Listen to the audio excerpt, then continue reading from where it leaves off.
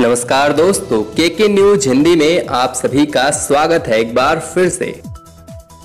दोस्तों नमस्कार, स्वागत है आपका आज की बेहद बड़ी और महत्वपूर्ण खबरों में। जी हाँ दोस्तों, आज की सबसे बड़ी खबर जो निकल कर आ रही है, नॉइज पोल्यूशन करना पड़ सकता है महंगा, देना होगा 1 लाख रुपए तक का जुर्माना। इस खबर को जानेंगे विस्तार से। और दोस्तों साथ ही जानेंगे कि एसबीआई ने करोड़ों ग्राहकों के लिए शुरू की है एटीएम से कैश निकालने की नई सर्विस। क्या है पूरी खबर, जानिएगा विस्तार से, वीडियो में अंत तक बने रहिए। तो वहीं चांदी ने तोड़े रिकॉर्ड, पहुंच गई है 80,000 पर। सोना 7 सालों के सबसे हाईएस्ट लेवल पर, ये खबर भी विस्तार से लेकर आएंगे। और आपको बता दें कि आज गोल्ड से जुड़ी एक और बड़ी चौंकाने वाली खबर है। क्या है सोने से जुड़ा अनुमान, चलिए जानेंगे। और वहीं दोस्तों आपको बता दें कि संक्रमितों का आंकड़ा 24 लाख के पार हो गया है। पिछले 24 घंटे में 64,553 नए मामले सामने आए हैं। तो संक्रमितों से जुड़ी और कोरोना वायरस से जुड़ी तमाम बड़ी खबरें जानने के लिए इस वीडियो को अंत तक जरूर देखिए। और बढ़ते हैं आज की सबसे बड़ी और लेटेस्ट खबर की तरफ। तो दोस्तों अगर अभी तक आपने हमारे इस चैनल को सब्सक्राइब नहीं किया है तो जल्दी से कर लीजिए और वीडियो को लाइक करना मत भूलिए। दोस्तों वीडियो बनाने में हमें काफी मेहनत लगती है, समय लगता है, और हम आपके लिए लेकर आते हैं रोज नई लेटेस्ट वीडियो। तो दोस्तों सबसे पहली बड़ी खबर सामने आ रही है कि नॉइज पॉल्यूशन करना पड़ सकता है महंगा, देना होगा 1 लाख रुपए तक का जुर्माना। दोस्तों नेशनल ग्रीन ट्रिब्यूनल ने सेंट्रल पॉल्यूशन कंट्रोल बोर्ड द्वारा प्रस्तावित ध्वनि प्रदूषण मानदंडों के उल्लंघन के लिए भारी जुर्माने की मंजूरी दे दी है। अगर आप कोई ध्वनि प्रदूषण करता हुआ पाया जाएगा तो उसे 1 लाख रुपए तक का जुर्माना देना पड़ सकता है। देश भर में लागू किया गया है ये मुआवजा पैमाना। 11 अगस्त से एक आदेश जारी हुआ है जिसमें एनजीटी के अध्यक्ष आदर्श कुमार गोयल ने दिल्ली में ध्वनि प्रदूषण के नियमों के अनुपालन को सुनिश्चित कर दिया है। हाईकोर्ट के रिटायर्ड जज एसपी गर्ग की अध्यक्षता में एक निगरानी समिति के गठन का आदेश दिया गया है। आपको पेनल्टी के लिए करीब 10,000 रुपए का जुर्माना देना होगा। तो 1,000 से ज्यादा केवीए क्षमता के डीजल जनरेटर से होने वाली ध्वनि प्रदूषण के लिए 1 लाख रुपए का जुर्माना लगेगा। कंस्ट्रक्शन साइट पर जितने ध्वनि प्रदूषण की परमिशन मिली है, अगर उससे ज्यादा होता है तो आपको 50,000 रुपए का जुर्माना देना पड़ेगा। मशीनों को सीज कर लिया जाएगा।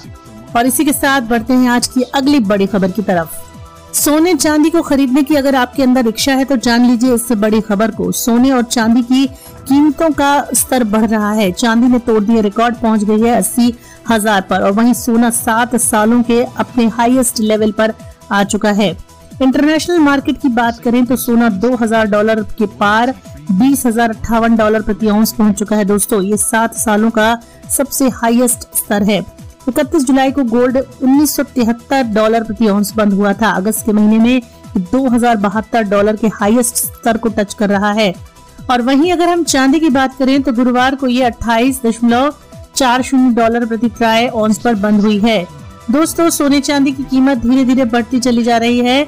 सराफा बाजार की बात करें तो दिल्ली सराफा बाजार में गुरुवार को सोने की कीमत 225 रुपए तेजी के साथ 56,590 पर पहुंच गई है।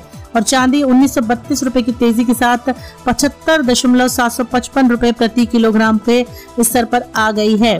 तो दोस्तों सोने चांदी से जुड़ी इस खबर के बाद बढ़ते हैं आज की एक और बड़ी खबर की तरफ। जी हाँ, दूसरी बड़ी खबर दोस्तों बता दें आपको कि संक्रमितों का आंकड़ा 24 लाख के पार जा चुका है। पिछले 24 घंटे में 64,553 नए मामले सामने आ चुके हैं। दोस्तों आपके शहर में क्या चल रहा है आज, कोरोना का संक्रमण क्या है, आपके गतिविधियां आपके शहर में, आपकी जगह में, जरूर कमेंट में बताइएगा। दोस्तों देश की बात करते हैं। देश में कोरोना वायरस का संक्रमण तेजी से बढ़ रहा है। शुक्रवार को 64,553 नए मामले सामने आए हैं। ये 7वां दिन है जब 60,000 से अधिक नए मामले सामने आए हैं। वहीं संक्रमित मरीजों का आंकड़ा 24,61,000 के पार पहुंच गया है। लेकिन अच्छी बात यह है कि स्वस्थ होने वाले व्यक्तियों की संख्या में 17.5 लाख की वृद्धि हो गई है। जांच में तेजी आई है।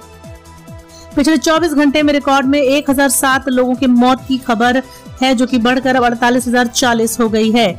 दोस्तों उपचार के बाद लोग इस बीमारी से उबर रहे हैं।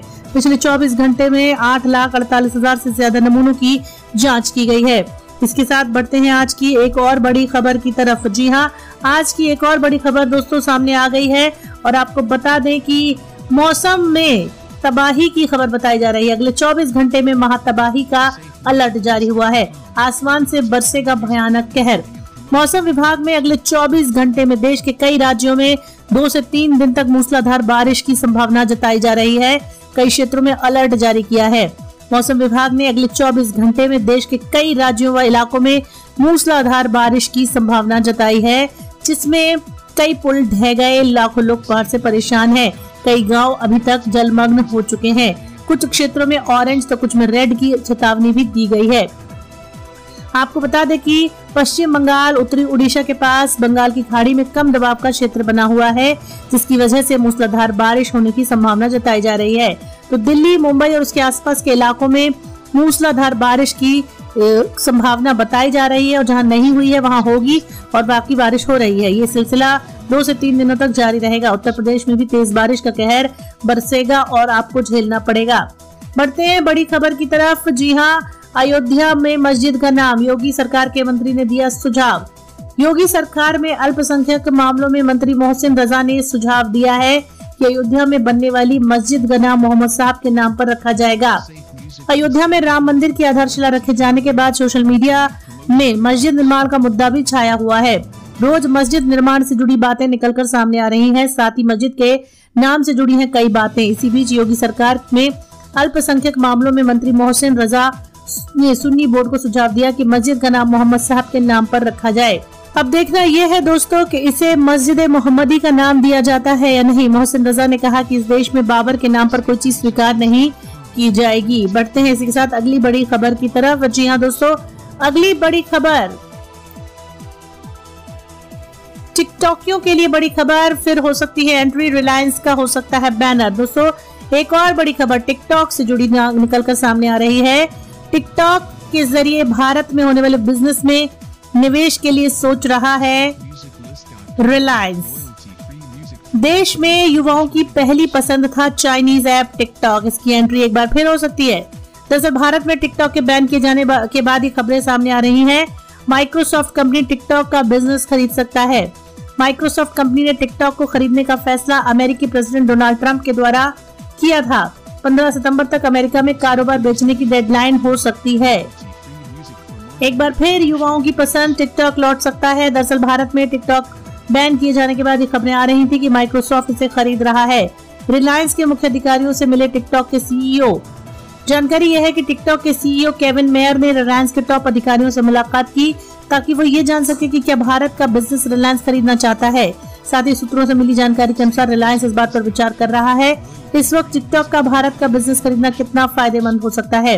लेकिन आपको बता दें कि इन खबरों के बीच रिलायंस कंपनी ने इसे अफवाह करार दिया है। फिलहाल रिलायंस की ओर से कोई प्रतिक्रिया नहीं आई है।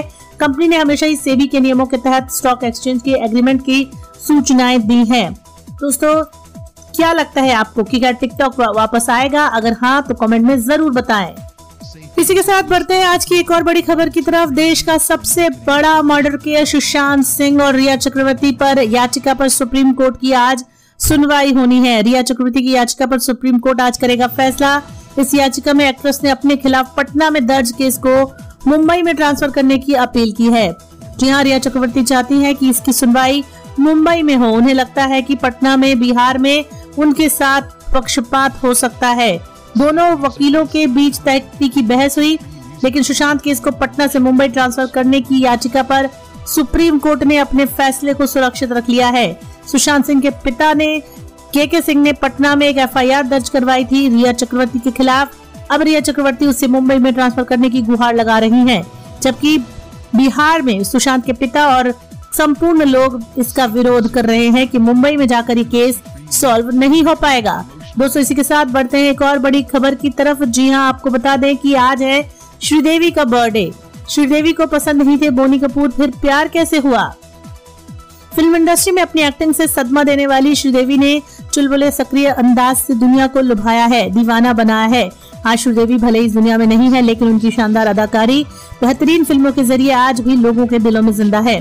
फिल्म इंडस्ट्री में अपनी एक्टिंग से सदमा देने वाली श्रीदेवी ने हर किसी को अपना दीवाना बनाया। उनकी तस्वीरों को देखकर आज भी लोग उनके दीवाने हो जाते हैं। श्रीदेवी के बारे में कई बातें आपने सुनी होंगी, लेकिन आपको बता दें कि श्रीदेवी का जन्म तमिलनाडु के शहर शिवकाशी में 13 अगस्त 1963 में हुआ था। जहां पिता थे वहीं मां तेलुगु थी। पिता तमिल थे। पिता का नाम अय्यप्पन और मां का नाम राजेश्वरी था। आपको बता दें कि 1996 में फिल्म प्रोड्यूसर और अनिल कपूर के बड़े भाई बोनी कपूर से श्रीदेवी ने शादी की। ये रिश्ता सदा चला और खुशगवार रहा, लेकिन कोई कड़वाहट नहीं रही। उनकी 2 बेटियां हैं, जाह्नवी और खुशी। लेकिन आपको बता दें कि श्रीदेवी को बिल्कुल भी प्यार नहीं था, फिर भी उन्होंने शादी कर ली। जी हाँ, आपको बता दें कि 1986 में आई थी उनकी फिल्म नगीना, जिसमें उन्होंने एक इच्छाधारी नागिन की अदा की थी भूमिका। उनकी 2 फिल्में और रिलीज हुई थी, जिसमें सुभाष घई के साथ वे कर्मा और फिरोज शाह के साथ जंबाज में नजर आई थी। दर्शकों ने उन्हें बहुत सराहा था। श्रीदेवी और बोनी कपूर के प्यार की बात कर लेते हैं। श्रीदेवी को देखकर बोनी कपूर उनकी एक्टिंग के बहुत ज्यादा फैन हो गए थे। श्रीदेवी को मिस्टर इंडिया में लेने के बाद बोनी कपूर चेन्नई पहुंचे। श्रीदेवी के बंगले के चक्कर काटते रहे, तब जाकर उनसे मिल पाए। श्रीदेवी ने जब स्क्रिप्ट सुनी मिस्टर इंडिया की, तब वो तैयार हो गयी और वहीं से श्रीदेवी को बोनी कपूर का प्यार मिलना शुरू हो गया। लेकिन श्रीदेवी जानती थी कि बोनी कपूर एक मैरिड व्यक्ति है, इसीलिए वो थोड़ा सा दूर रहती थी। लेकिन कहते हैं किस्मत को कुछ और मंजूर था। आखिरकार श्रीदेवी ने बोनी कपूर के प्यार को स्वीकार कर लिया और फिर शादी हो गई। आपको बता दें कि 24 फरवरी 2018 को दुबई के एक होटल जुमेराह अमीरात टावर में श्रीदेवी की मौत हो गई थी। लेकिन श्रीदेवी इस दुनिया में नहीं है, लेकिन आज भी उनकी कसर लोगों